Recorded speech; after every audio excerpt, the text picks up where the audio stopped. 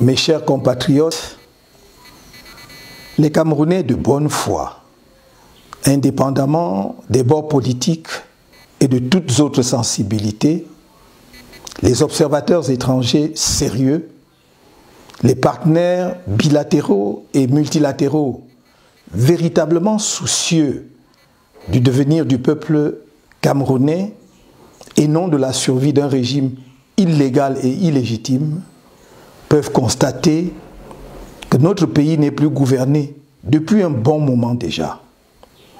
Le navire Cameroun est sans commandant de bord et vogue au gré des flots. Du fait de cette triste réalité, notre pays est devenu un champ d'horreur.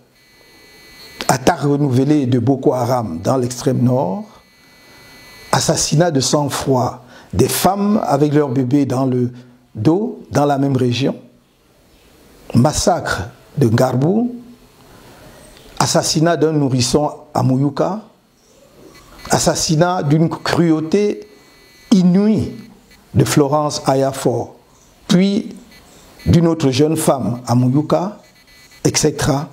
Le tout sans une réponse adéquate de l'État.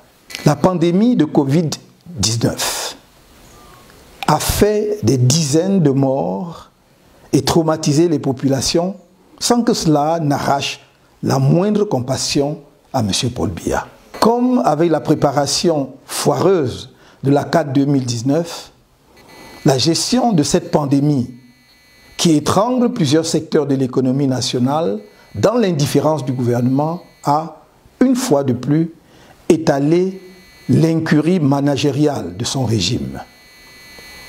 Les scandales financiers qui entachent la gestion de cette pandémie confirment que le Cameroun est devenu une kleptocratie. Et à ce tableau peu flatteur est venu s'ajouter, ces derniers temps, le spectacle burlesque d'acteurs éclectiques qui rappellent des organisations criminelles mafieuses.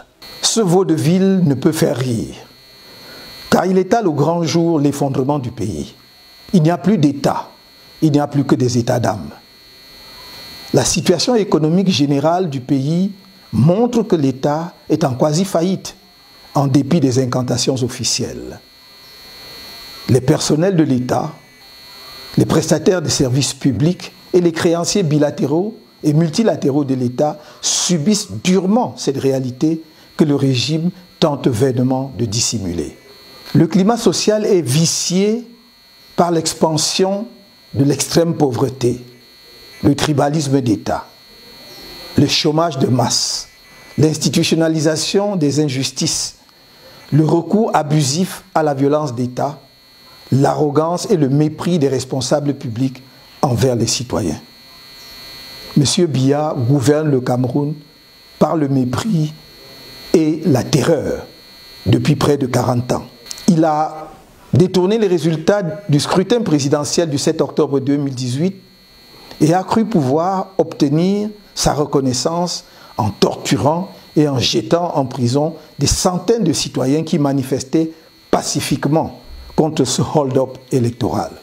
Mes chers compatriotes, dans mon appel à la mobilisation générale et à la vigilance du 1er juin 2020, je vous invitais à vous tenir prêts pour qu'ensemble et pacifiquement, nous disions non au régime illégal et illégitime de M. Paul Biya.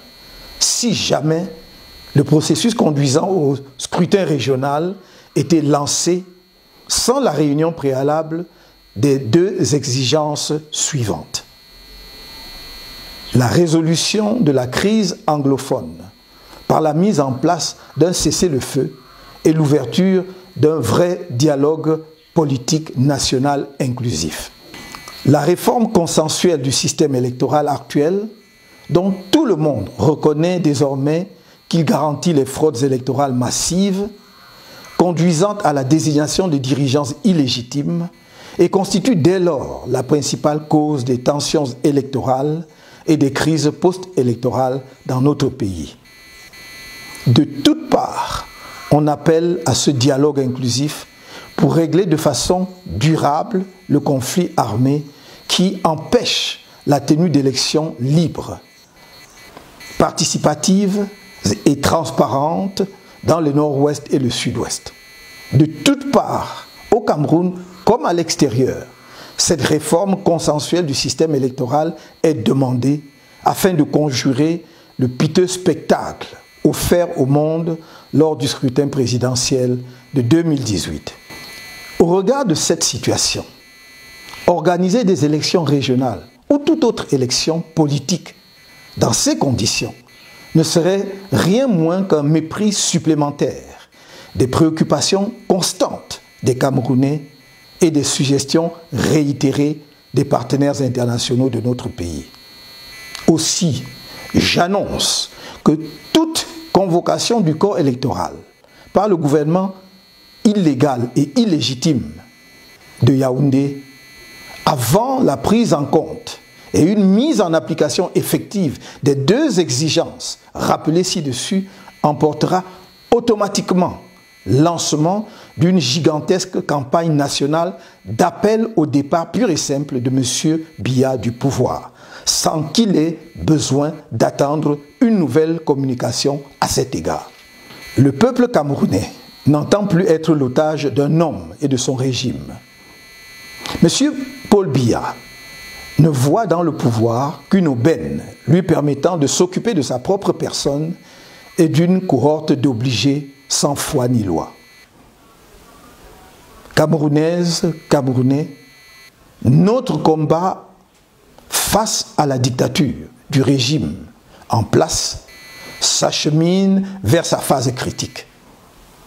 Sachez que, malgré le caractère essentiellement pacifique de notre lutte pour la liberté et le développement de notre pays, le régime va, une fois de plus, recourir à la terreur et à la barbarie judiciaire. C'est l'occasion pour moi de demander aux éléments des forces de sécurité et de défense, aux autorités administratives et judiciaires de comprendre que cette lutte qui oppose les défenseurs des libertés fondamentales, de l'état de droit, du progrès collectif et de la démocratie à un régime obscurantiste, corrompu et incompétent, qui méprise le peuple souverain, n'est pas engagé contre eux, ni contre aucun citoyen camerounais épris de justice et soucieux de l'avenir de notre pays et de sa jeunesse qui désespère. C'est notre devoir commun, le vôtre et le nôtre, de donner à cette jeunesse une chance et d'assurer au Cameroun le rayonnement international qu'il mérite. Camerounaises, Camerounais, le devoir patriotique nous appelle. Nul ne devra manquer à cet appel.